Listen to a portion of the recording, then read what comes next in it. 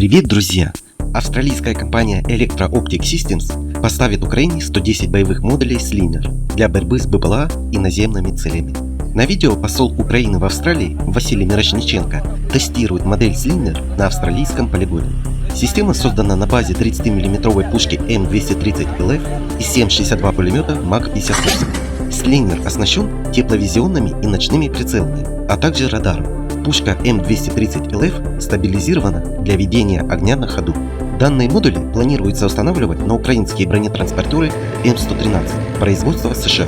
Также 50 боевых модулей заказала частная компания «Практика», планирующая установить их на производимые ей бронемашины «Казак». Масса модуля Slinger составляет 400 кг. Он способен засекать цели на дальности 13 700 метров и поражать дроны на дальности около 800 метров. Общая сумма заказа составила $170 миллионов. На этом на сегодня все. Друзья, спасибо за просмотр и помощь каналу. Мы осветим все.